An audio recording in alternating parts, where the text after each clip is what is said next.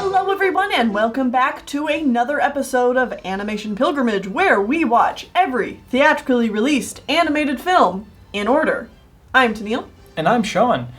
And today we are talking about Disney's 1963 The Sword in the Stone. Mm-hmm. Did I add too many thes and ins or the stones? Yes? No? No, I mean, it is The Sword in the Stone. Okay, because sometimes it's like sword in the stone, or sword in stone, or the sword in the stone in which the sword must be pulled from this stone in order to the kingship be appointed. Yeah, I guess. Well, I mean, I think the book that it's originally based off is called The One in Future King or something like that. Okay. And that's like a compilation of the stories in which one of them is The Sword in the Stone. All right. Yeah. Whatever. Anyway. We're not even talking about the film yet, but let's talk about the film. Mm-hmm. All right, so this tells the tale of King Arthur, except not King Arthur yet. He's just Arthur. He's a boy. Just a young boy. Named Wart. Nicknamed Wart. Nicknamed Wart. And he lives with his adoptive father? Yeah. His adoptive foster father. Yeah, that's probably a better term for it. Yeah. Foster father and the Sir Kay, who is his foster father's son. Mm-hmm. Sir Kay and is that the son? Yeah. Okay, well then who's the dad? Sir Ector? Now I'm gonna need to pull up a list of names. That sounds correct. Because this is one of those Disney films, like, of course I'm familiar with it, but of Disney films, I'm probably least familiar with Sword in the Stone. It's down there on the list for sure. Yeah. I mean, you saying Sir Ector sounds correct? I'm pretty sure. Yeah, Sir Ector, and Ector's friend is Sir Pellinor, the guy with the great mustache. Yeah. I made a motion, but I don't think anybody. I mean, I think the little kind of like like that should give you a visual if you've ever seen this movie. Mm-hmm. That's like the only way I remember that character exists. Honestly. Yeah. This is a movie with a very small cast, all things considered. Yeah. Well, considering our last cast was 101 Dalmatians. Well, yeah, everything's going to seem small next to that. Yeah. So we have Wart, or Arthur, however you want to refer to him, Ector, Kay, Merlin, Archimedes. Archimedes the owl. There's like... there's a maid. A dish maid that shows up in like one scene. Mm-hmm. And then you have like a bunch of random background characters. And then you have the animal characters. Yeah. The barracuda and the squirrel and the other squirrel. There's girl squirrel and Granny. She's called Granny Squirrel. I always thought that was a weird name for her because she doesn't strike me as a granny. No, she's just like thick squirrel. Thick squirrel. I don't think thick squirrel would have been in the vocabulary of Disney artists. Yeah, the vernacular. The vernacular of the day. Yeah, no. I don't know. Thick squirrel. I like it. But I hereby dub Granny Squirrel Thick Squirrel. So the plot of this movie is Wart is working to be the page? Squire. He is a page. He wants to be the squire of Kay because that's all you want to be in the day and age. Right. He's this movie. Okay. No. Do the plot summary and then we'll go into the critique. Yeah. Because there's definitely critique on this one. Yeah. All right. So he's aspiring to be a squire. To Sir Kay. To Sir Kay. And he accidentally makes Kay lose his arrow in the woods. So he runs off and gets it. and runs into Merlin. Who's been waiting for him. Because Yes. Merlin travels back through time. As opposed, like, Merlin lives backwards in time as opposed to everybody else who lives, forward in time, because that's the only way you can live. But Merlin's magic, so... That's super confusing. Uh-huh. Nothing makes sense. All right, whatever. It's like... High fantasy is when it's fantasy but realistic, correct? That's usually the term for Yes. it. This is not high fantasy. This is just fantasy. I don't know if high fantasy is the correct term, but like light fantasy. Well, but I think high fantasy is something more like Lord of the Rings, where like, things... It's not realistic fantasy. It's Yeah, Lord of the Rings is realistic fantasy. It's this pure is not. fantasy. This is just Arthurian legend fantasy with quite a few like liberties taken to it. It's magic. A wizard did it. Exactly. And that's all the explanation you need. Yeah, which is fine. That's what it's trying to be. Anyways, Merlin is like, hey, you're going to be an important guy someday, so I'm going to teach you all about how to do things and learning and things. Yeah. And Arthur's like, okay. Come home with me, I guess. I gotta go home. And Merlin's like, well, I'll follow you. I'm your new dad, son. Yeah. There's a very much so like a conflicting interests, because that's what the rest of the movie is Merlin trying to teach Arthur all about everything. Essentially trying to teach him how to think. Like he's like use your mind. It's like very like, I'm trying to teach you critical thinking skills. Mm-hmm. And then, of course, Arthur's foster father is just trying to teach Arthur Knight things. How to be things. a knight, which I think even in the movie they're like, Arthur can never be a knight because he doesn't have any royal lineage. Oh, yeah, he has like there is no claim there, no bloodline. So Right, he so will the only best- ever be a page. A squire. Squire. Page, squire, knight. Okay, like, them allowing him to be a squire is Quite an honor. quite an honor, especially for him having zero bloodline. Yeah. And is like, he doesn't have to think and have critical thinking skills to be a Right, squire. that's he just- literally just does what he's told. Yeah, it's taking, like, him taking these time to learn these things with Merlin is taking away from time he could be spending as a squire. So it's very much so a brawn versus brain argument throughout this movie, yeah. where Merlin is seen as the correct choice. Like, the movie skews it in the way that Merlin is the correct choice and using your brain is a good thing, which, I mean, I would agree is generally a good way to go throughout your life. Think about things. Yeah. Either way, through. But there's also a lot of subtext here that we'll have to talk about. So Merlin, in order to teach him critical thinking, does various things, including turning him into various animals, like a fish. Mostly includes turning him into different animals. Pretty much exclusively turning him into animals. Which, I mean, makes sense if you think about it, because it's like, oh, okay, you've got to... If you turn someone into a different animal, like, they've got to use their brain to, like... Reevaluate how to do literally everything. Yeah, they can't just rely on instinct, which is kind of a joke they make in the movie, and then immediately throw it aside Because he does something instinctually as a fish. And then it's like, well, okay.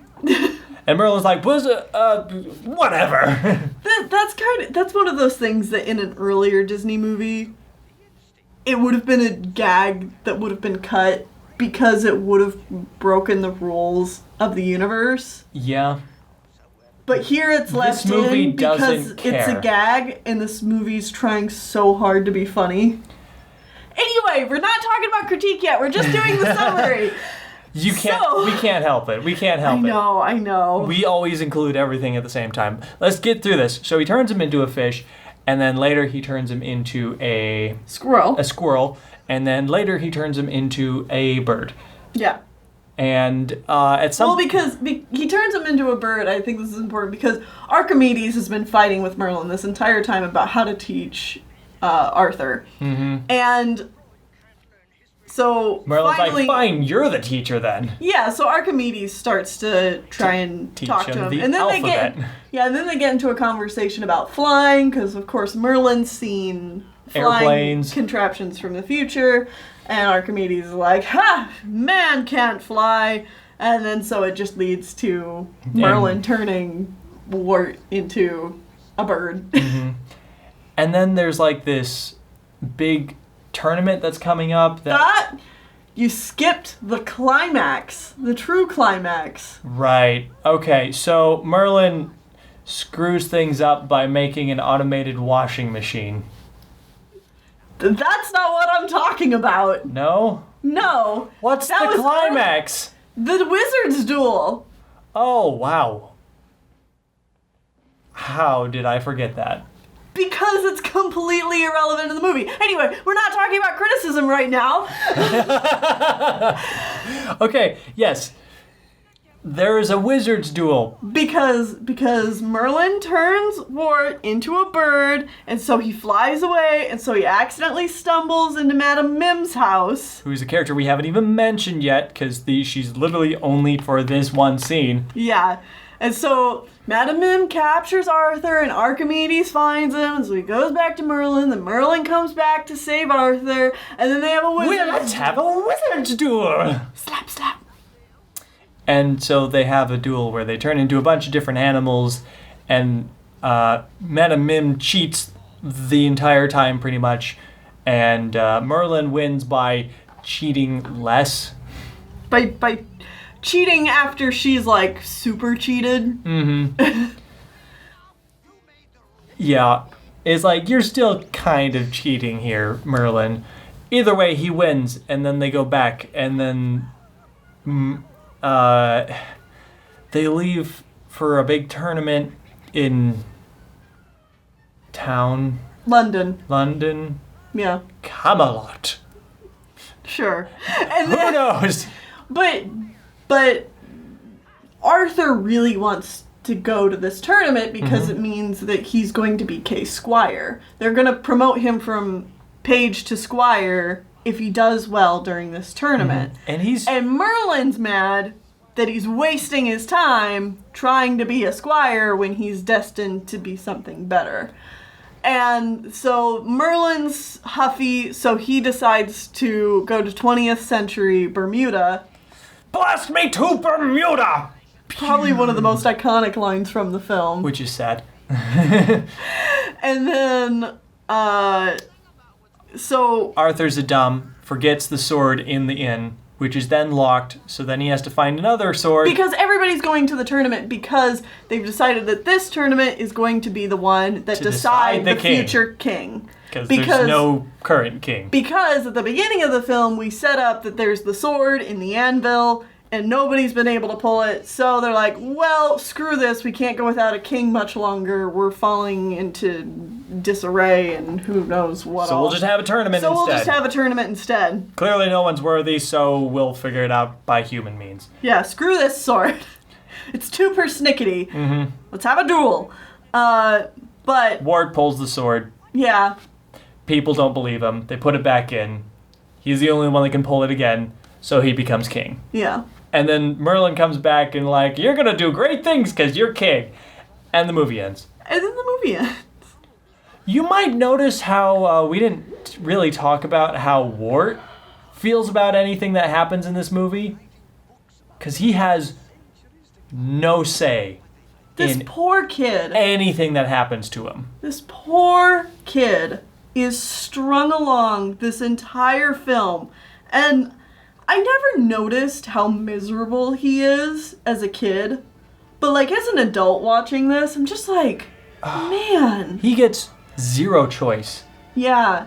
Like, it doesn't matter if it's from Sir Hector, Kay, Merlin, Archimedes. Everyone's just like, do this. Yeah. And he's like, I guess I'll do that. Arguably, Archimedes is the nicest to him, but that's still a reach. Mm-hmm. And it's it's kind of heartbreaking because the movie even ends with Arthur, with a scene before Merlin comes back where Arthur's trying to escape. He doesn't want to be king. He doesn't want to do this. He wants to go do... We don't know because he never had a chance to, like, talk about what he wants to do. Right. And I mean, it's fitting considering the whole movie has been, like, his two parental figures fighting over, like, what he should be. Mm-hmm. And then there's also another scene in the movie where it's like the big fight between Arthur and Merlin, where Merlin then goes off to Bermuda, but Merlin's just being like totally unfair, and has been this entire film. And like Arthur finally just kind of blows up at him and is like, I don't understand anything you're talking about, old man. Like, I'm an orphan. Being a squire is about the best I can hope to be. And every time I mention it, you completely blow me off. Mm-hmm. Like, I appreciate what you've been doing for me, and I've been learning a lot, but, like... That doesn't matter. But, like, this is... what you're trying to teach me is totally unrealistic for what I should be expecting in my life. Mm-hmm. And he's smart enough to realize this. It's like... Yeah. He doesn't know he's going to be king because Merlin obviously can't really talk about it. Mm-hmm.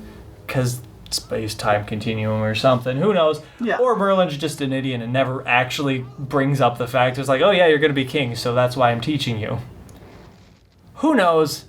Doesn't matter. I mean, obviously, like, there's so many ways Merlin could have gone about this whole situation and taken Arthur's feelings more into consideration. Mm-hmm. But this is also just like... If this movie was remade today, there would definitely be some sort of scene before the end of the movie where Merlin realizes that he's screwed up. And they have to... And he goes back and he's like, hey, I'm sorry. Mm-hmm. What do you want to do?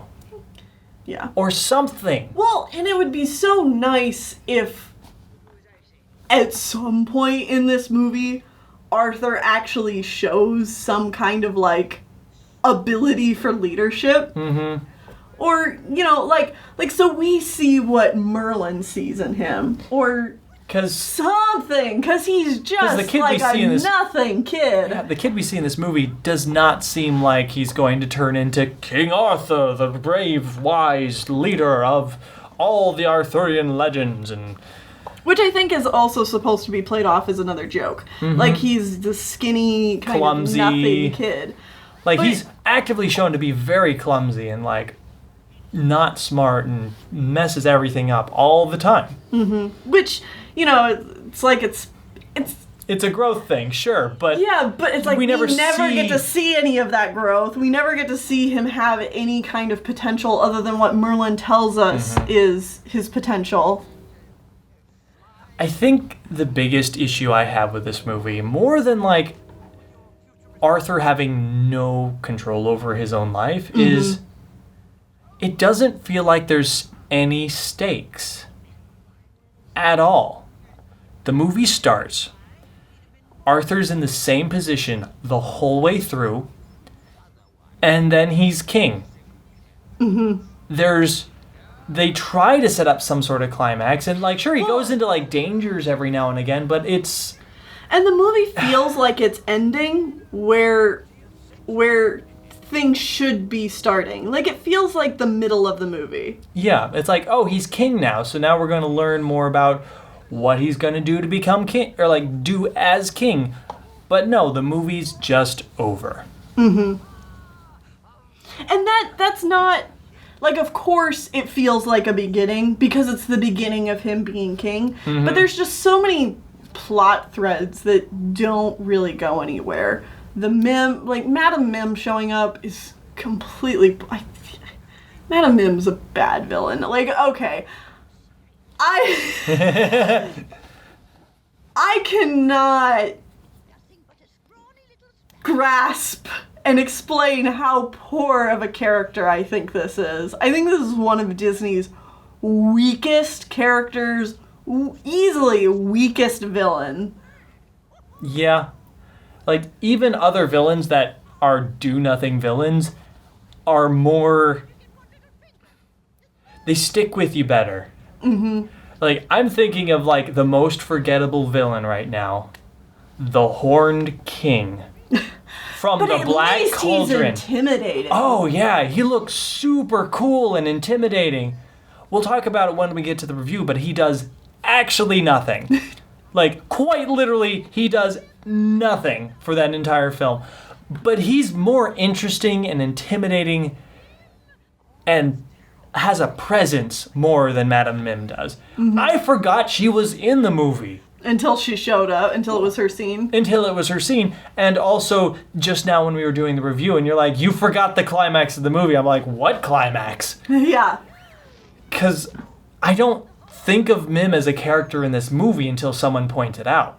Because she's not a character. Well, and she's not tied to anything else going on. Mm-hmm. You know, it's... If she was... She hasn't been plotting to lead Arthur down a dark path. She hasn't been, like, even casually mentioned by Merlin earlier. Like, oh, there's this crazy lady who thinks she's better at magic than me, but whatever, I'm the best, or whatever. Nothing. Yeah. And then as soon as the scene's over, they don't talk about her again. Mm-hmm. Like... You could remove that scene entirely and just end with Arthur having a nice time flying, and the movie would not change in any way except for runtime. Mm-hmm. Like, you could just change it a little bit where, oh no, the eagle's gonna get him, and then Merlin's like, Kazam, and you're a human again. The same way he solves every single other conflict with an animal. Right. Every single one is solved in that way. Oh, yeah. It's like the first one. Oh no, big fish is trying to eat me. Kazam, you're a human. That's no problem again.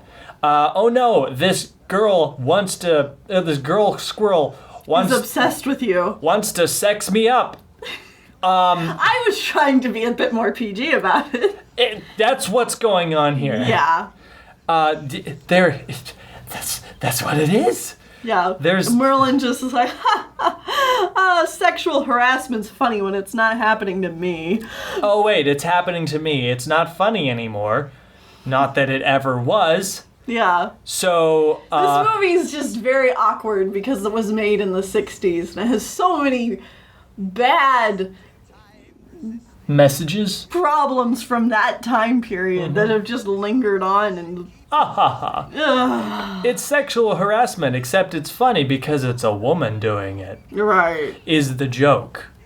I mean, to be fair, like, I don't think this movie would go so far as to have, like, said that switching those roles would have been okay, but you gotta admit that it's like, alright. It's more okay because it is a female character hitting on a guy in an aggressive way. Yeah.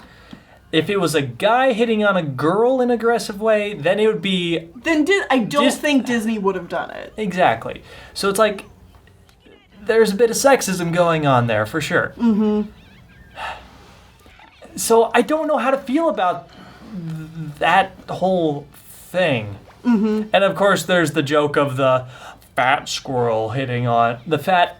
ugly squirrel, quote unquote. She's not even that bad looking. Hitting on Actually, Merlin. the squirrel designs are some of my favorite character designs in this movie. They are adorable. Super appealing character designs. Mm-hmm. The girl squirrel in particular, like, always stood out to me cute. in this film. Like, she is adorable. Mm-hmm.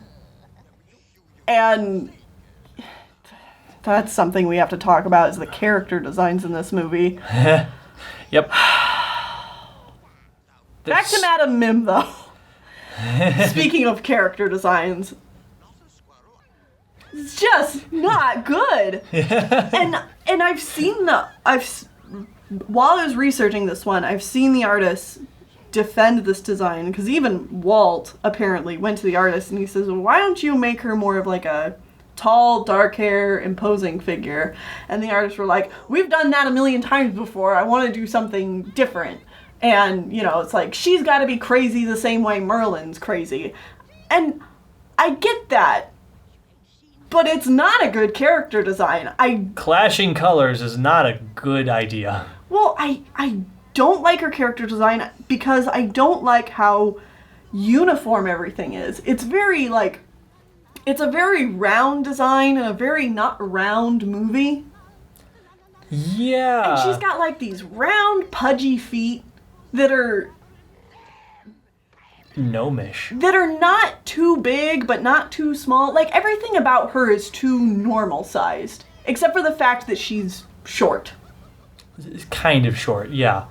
Like, I feel like if they exaggerated some of her features more, or, you know, like, by, like, shrinking, or, making Made her some... more cartoony in some way. Yeah, or more realistic. I don't know, maybe she's too cartoony. Mm-hmm. But one way or the other, it just does not work for me. And then I also am not a fan of... Merlin is spry for an old man. Mm-hmm. You know, there's a lot of physicality to his movements.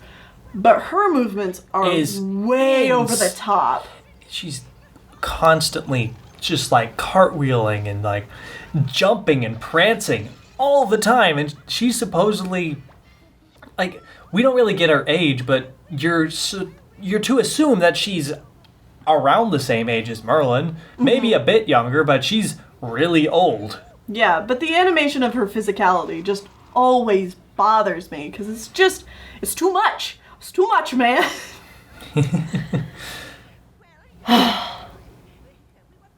All this being said, Merlin's probably the most enjoyable character in this movie. Him and Archimedes. Yeah. They're not necessarily... Merlin's not necessarily a good guy. No. But he's probably still the most enjoyable character. He has the best quips. He has the best movement of characters. He's the reason that anyone remembers this movie. Yeah, he's got a very distinct personality. There's a reason that when parts of the Sword and the Stone show up in any other fashion, it's Merlin. It's always Merlin. It's always Merlin. Like, in Kingdom Hearts, it's only Merlin. Mm-hmm. Like, even Archimedes is cut. He doesn't get a sidekick. Which is too bad, because I love the banter. Talking positives about this film, mm-hmm. I do love the banter between Archimedes and Merlin. Oh, yeah, I think it's fantastic. Fantastic. Like, they feel like an old married couple that are just always quibbling in a spat with each other. And, right. But they obviously care that the other exists and is there. Yeah. I do think this is a funny movie. I just think that the comedy undercuts the story too often. Okay, yeah. And it's fun seeing Disney do a comedy.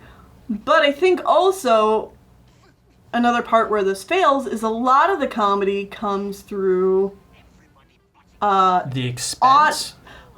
Comes through the expense of the story, but also comes through the dialogue mm-hmm. and the quips back and forth at each other, as opposed to visual gags. I feel like there's a real lack of visual gags in this film. Except, yeah. I mean, there's some visual gags. There's some cool stuff. Visual gags with, like, the wolf chasing Merlin and Arthur at the beginning of the film. There's some funny gags with Merlin and his beard. Yes. Yeah, like, he has some fun stuff that happens with his beard, because it's long and it gets entangled and everything, and you can see what they do with it. Mm-hmm. It's pretty straightforward beard jokes. But those are fun. I also really like the use of Merlin's magic pretty much any time they use it. The Merlin's song at the beginning where he's packing up his house. Mm-hmm. That's fun. His spell where he, like, makes the kitchen automated clean itself. Yeah, it's like, that's fun. I do enjoy all the sequences where they turn into animals. But it also just doesn't go anywhere. Yeah. It's like, that's the biggest thing. This film is just such a mixed bag. For every good thing in it, there's something not so good. Mm-hmm. It's like, I don't think any one element of this movie is inherently bad. But as a whole, it just doesn't hold up all that well. Yeah. Mm-hmm. It's not like, ooh, this one character is terrible and like ruins the whole movie, or the story is so non-existent that I hate everything else about it. No, it's just there's so many different lacking points that the good parts kind of get covered up, which is a shame because there is a lot to like about this film, but it's understandable why for so many people this is either very much so like a very nostalgic childhood classic, or that one completely forgettable Disney movie. Yeah, it's like, oh, I finally saw it when I was like 20 or something, and I totally forgot what it was like happened. It was fine, I guess. Merlin was amusing. Yeah. And you generally don't get much more out of it than that. Yeah. I don't know if there's a whole lot more I can talk about the actual movie itself, but I know you have a lot of background information about this movie. Yes, so let's change gears. Let's change gears and let's talk about the history of The Sword and the Stone, which is not the history of just one movie, but the history of two. Okay. So, Disney Studios at the time, Roy is trying to talk Walt out of doing feature animation. He wants it to just stop. Oh. And his reasoning is they're expensive. And we've made, I think it's 17 films at this point. We can just re-release them. And, so we're still making money off the animated films, but we're not making them anymore. And with that extra money, we can put that towards Walt's actual projects at the time, which were like Disneyland, Disney Mary World. Poppins, and the Epcot project. Yeah. Which was, of course, giving Roy sweats because he's like, it's absurdly expensive. How the hell are we going to pay for the Epcot project? Man, you really need to do an episode, like a semi-speaks on the Epcot project, because people that don't know anything about it are probably like, what? Epcot's cool. I don't understand what are you talking about, the Epcot project? It's not what it's supposed to be. Right. So, essentially, from what I've gathered, it sounds like Walt fought really hard against this. He's like, no, I can't just lay off all these guys. And we started off as a animation studio. So, we've got to make animated films, even if they aren't making anything anymore, which... We can't just stop making pancakes and start making burgers. Wow, topical. I mean, not even. That happened months ago at this point. That's true. It's just one of the most recent things of a company's completely changing its branding and what it does. Right. But there were 2 movies in production at the time. So Roy basically gave Walt the ultimatum of... one or the other. One of these movies has to go. If we're going to keep doing this featured animation stuff. So Walt's like, all right. So there's conflicting stories about what happened, but I don't really think they conflict all that much. I think it's very likely both of these stories happened the way people have said they had. Or very close. Yeah. So the other movie that was in production at the time was Chanticleer. And for those of you who don't know anything about Chanticleer, Chanticleer is a fairy tale that was also turned into a play about a French rooster named Chanticleer whose crows bring up the morning sun. There has been an animated movie made of this. But we're going to have to talk about that in the 80s.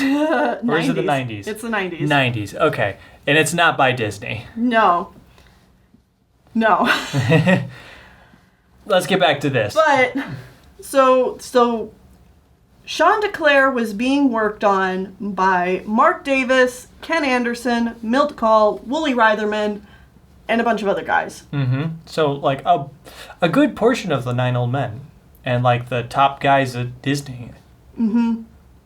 While Sword in the Stone was being worked on by Bill Peet, our storyboarder guy that we've been talking about the last few Disney episodes. Specifically, I think we put a big light on him in our last episode in 101 Dalmatians. Okay, yeah. So these, without knowing it, both of these projects and the people who were working on these projects thought that their movie was going through. They hadn't heard that there was a one or the other happening. And Walt really was not involved at all in either of these movies. And I know in a previous episode, I had stated, I think it was the 101 Dalmatians episode, I had stated that I thought that Walt had probably felt like Sword in the Stone was a better choice because it kind of went more back to their roots as telling like a more traditional fairy tale kind of thing. Mm-hmm. And I think my prediction's not like completely wrong, but it's definitely not in line with any of the reasonings given here. Okay. After I've done more research about it. So like I'm saying, Walt wasn't really involved in these stories, but he was staying at the studio late at night to look at the progress of both of these films. Oh. And it said that looking at both films, Sword in the Stone was the cheaper, easier, safer project. And so, because Walt's trying to save money to work on the Epcot project, he chooses Sword in the Stone and tells Roy Chanticleer is getting canceled.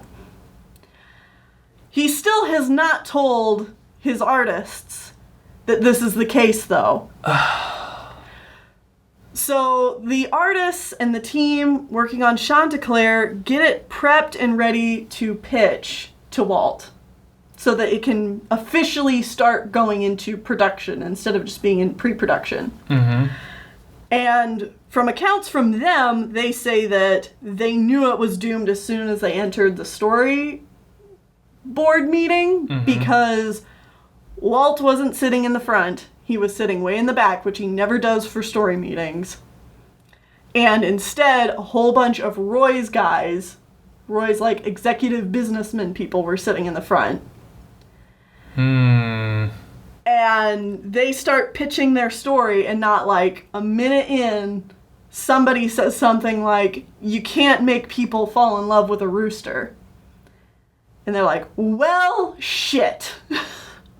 This project's done. So Sword in the Stone gets picked. But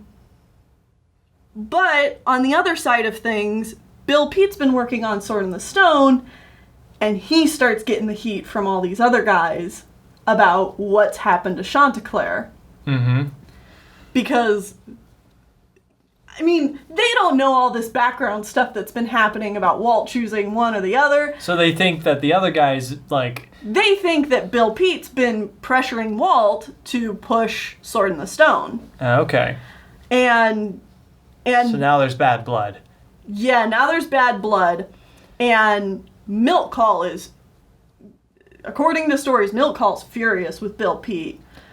I could see Milk Call being a guy that gets really angry. Yeah. He seems like a very passionate man. Yeah.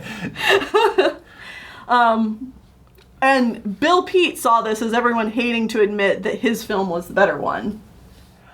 Oh. Which, I'm just going to throw my 2 cents out there. I don't think that's the case at all. Probably not, but we'll never know because Chanticleer was never made. Chanticleer was never made, but I am going to take now to throw out here some more info on Chanticleer, because Chanticleer looked like it was going to be one hell of a film. And it looked like it was going to be something very new, risky, and really refreshing compared to what we ended up getting with Sword in the Stone. It was going to be another musical. It was going to be more contemporary with a lot of... It was going to take place in France, but have like a lot of like... And take a lot of inspiration from the play that they were... That had been based on the fairy tale. And Mark Davis worked on character designs for this film. And these character designs are fantastic. And I'm just going to take the next little while to be showing these on screen. And I wouldn't be surprised if you've already been showing some of them. Yeah, and I've got them pulled up here so that Sean can look at them too. Those are just chickens. These are just chickens. But this is the stuff that Mark Davis was working on before going into the character design. So he's just like doing a bunch of chicken studies. Yeah, so these are just studies, and they're fantastic. But then here we get into the actual character designing, and I'll just kind of let you scroll through that. But these illustrations are fantastic, and they've become so legendary at the Disney studio that people who worked at Disney Studios have said to just go down into the morgue or the animation research library and just pull these drawings out to look at them and like take inspiration from them because they're so good. These are gorgeous. If the animation was even half as good as these, like the actual animated version, this movie could have been fantastic. But I mean, just look at the character designs. There's so much personality. Like, you understand immediately what every single one of these characters is about just by looking at the character design. And that's very good character design. Yeah. Look at Wart. What do you know about Wart? Other than he's an awkward kid. I mean, that's his character. Yeah. That was a bad example, I think. I mean, the character designs in Sword in the Stone are kind of like everything else, where it's either, oh, I really like that, or it's not that good. It's fine, I guess. And the character designs are also really broad in Sword in the Stone, which makes them kind of boring. Yeah, they're very blocky, which is not a bad thing. Bad, but like, considering we just came from Sleeping Beauty and 101 Dalmatians, they look so basic in comparison. Okay, I've gone through all these and these are amazing. Yeah, I adore these. And you can actually, Disney apparently published a book that has a lot of these drawings in the book to tell like an illustrated storybook. Which I would love to pick up. But you can find it just by, I'll have a link in the description. I'm going to have a link to a whole bunch of stuff because I read a whole bunch of articles. So I've got a whole bunch of sources for you guys to check out if you're interested. Not just the Disney animators at the time would go down and look at these. People from later, the 70s and 80s, went down to go look at these. Guess who also went down to look at these? Milt Call, Glenn Keane. Milt Call? He's an old guy. No, Deja. Andreas Deja. I mean, I'm getting these images from Andreas Deja's blog, so... Wait, Don Bluth. That's where you're going. Of course! Don Bluth is the guy that went on to make Rock-a-Doodle. Which is the... Because when Don Bluth was still working at Disney, and this was going a little bit into the future, but, like, I can't... We're not going to be talking about this until the 90s, so we gotta bring up a bit of this now. I gotta talk about this now. So... I know we're not even talking about the Sword in the Stone anymore. Who cares? So in the 80s, you know, a lot of these younger artists went down to see these legendary drawings, found them, and were like, hey, why don't we make this movie? And so they pitched it to Disney again, and Disney was like, no. Because the execs at Disney in the 80s were even more persnickety than Roy's guys back in the day. That idea's old. We're going to do something new and hip. We're going to do Hercules. Shut up. That's like Stop. Okay. Stop. I'm making jokes that are probably wildly inaccurate. You're making me angry. All right. But yeah, so they pitched it again in the 80s, and Disney was like, no. And then a few weeks later, Don Bluth and a few animators, and several Disney animators at the time, left the studio to go make their own stuff, and Bluth is like, yes, they decided they weren't going to make Chanticleer. Now I can make it. I can make my magnum opus, rock-a-doodle! We'll talk about rock-a-doodle later. It wasn't great. Needless to say, even though he took inspiration from this, he took Bluth route. knew that he couldn't take too much inspiration from it because obviously the drawings still belong to Disney. There would be a lot of flack. Yeah. For doing something like that. Mm-hmm. But yeah, there's the sad story of Chanticleer, and I guess it doesn't all end sad because some of these designs did end up getting reused. Since I've been showing these, I'm sure a few of these feel kind of familiar. There's a mole character with like a walking cane that's blind. Mm-hmm. That concept was obviously kind of repurposed for Robin Hood. Yeah, a lot of this feels like it's early Robin Hood concept art. A lot of Robin Hood took inspiration from this. They just set it in England as compared to America or right. France. I guess. Modern day France. Yeah, and the design of Alan Adale, the bard. Oh yeah. The very much so. And it's very much so rock-a-doodle himself. Chanticleer. Crap. That's not what I meant to say. Yeah, but it was like you can see, and Milt Call did the design for Alan Adale, but you can see that like he obviously took inspiration from Mark Davis's designs here. Mm-hmm. But it was Chanticleer getting canceled that ended Mark Davis's career in feature animation. Oh. And that's... so did he just not go on to work on The Sword in the Stone? Well... I almost wanted to call it Merlin's something. Merlin's Power Hour, I guess? Yeah, no, he did not work on Sword in the Stone at all. Mark Davis's work on Chanticleer is often cited... I'm just reading from what I wrote here, because I feel like I said what I wanted to say. But Mark Davis's work on Chanticleer is often cited by many Disney artists as his absolute best work. As a pseudo-apology to Mark for Chanticleer getting canceled, Walt told Mark that they needed him to go work on the park. Mark never worked in feature films ever again. Wow. Yeah. Ah. And I mean, Mark Davis did a lot of great work over at the parks. He made the Pirates, he did all the designing for like Pirates of the Caribbean, the Jungle Cruise, It's a Small World After All.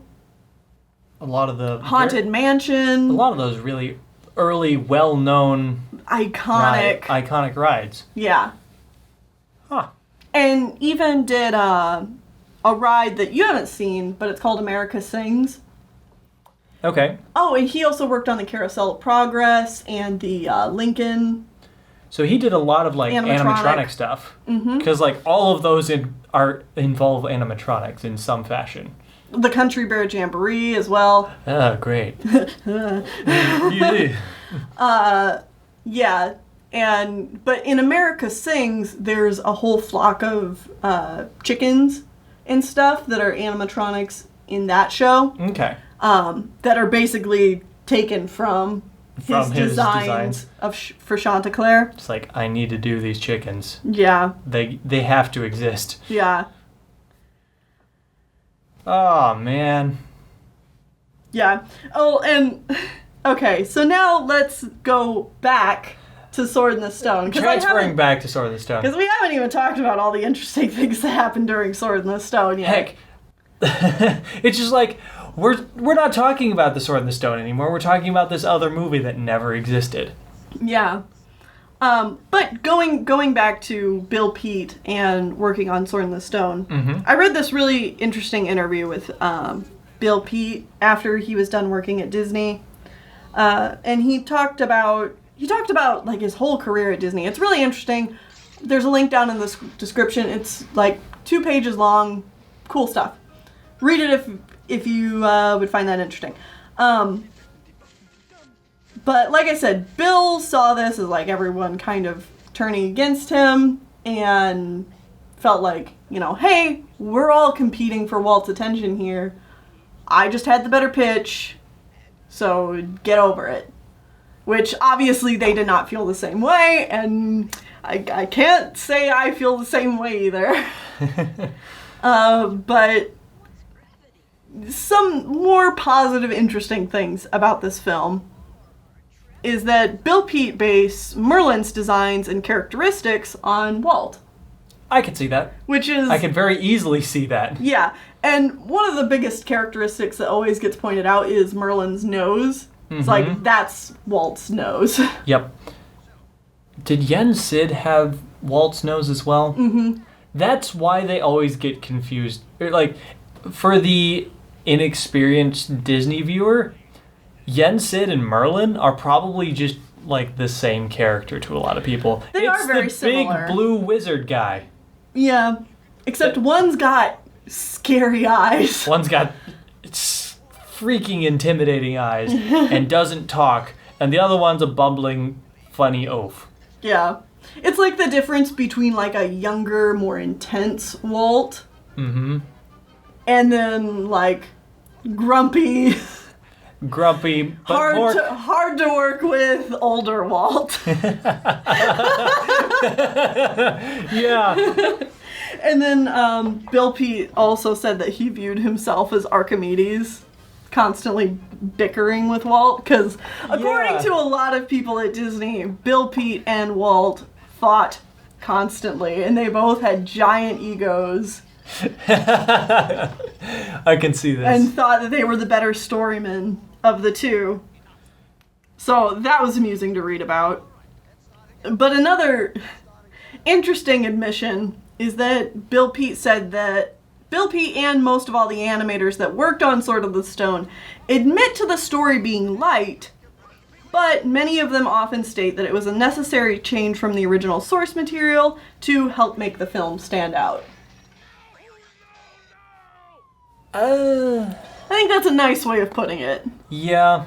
It's like, oops, we forgot the story, so now we're going to have to just do interesting things to make it interesting. Well, and apparently during the first pass of the story, there was, like, of the script, there was less story. And Bill Pete, like, handed it to Walt, and Walt was like, yeah, no. Where's the plot? Put more on my plate, please. And so that's when... You gave me 3 peas. And then that's when they added more stuff, like the Wizard's Duel. You gave me a single strawberry and a pile of whipped cream. I need more to my strawberry shortcake. Yeah, so they made like half a biscuit. So, and that's another thing too, is oftentimes, for animation historians, I get the impression that the Wizard's Duel is the standout of this film as far as animation goes, which I understand because the best design in this film is always when it comes to the animals. And seeing Merlin and Mim retain their characteristics throughout the different animals, throughout the different forms of animals they take, is really impressive. Yes. I just think I it's would a agree with pointless that. scene. Yeah. From a story perspective, it's pointless. From an animation perspective, yeah, it's probably one of the best. Or better of the better animated sequences. Yeah. And so now, this is something I probably should have mentioned earlier before we got off on all this other stuff, but I only really have one last note to end on. So, did you notice that Arthur's voice actor changed around in this?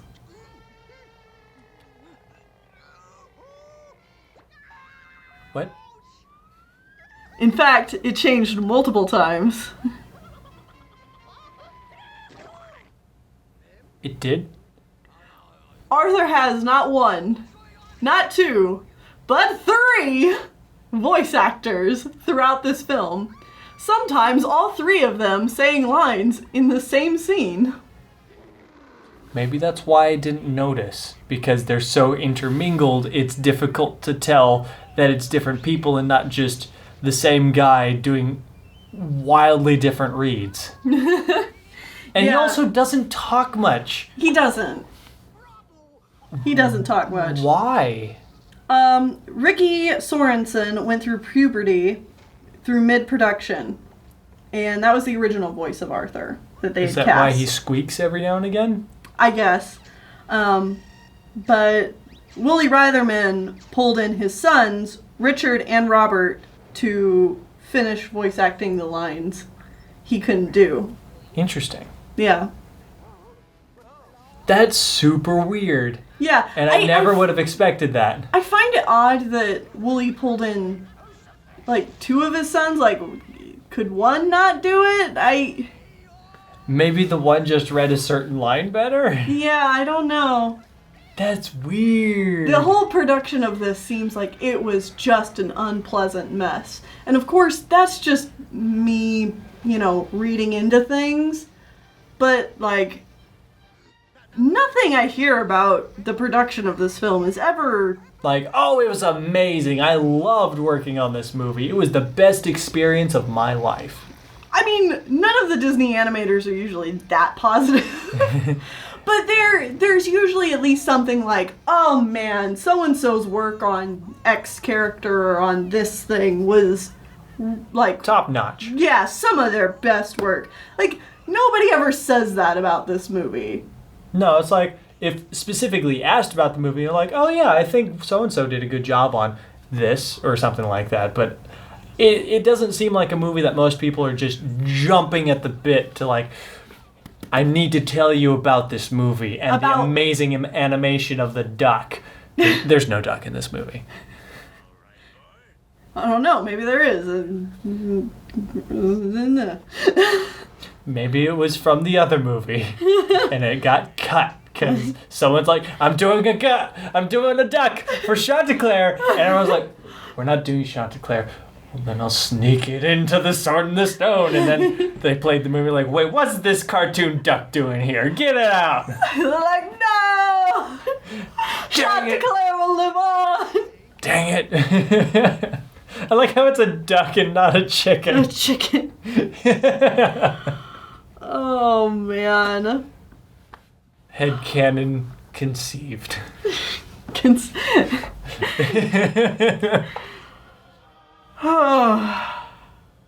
So yeah, I've had this on my chest for a while. We watched this movie about a week ago. It was like 2 weeks ago at this point. Yeah.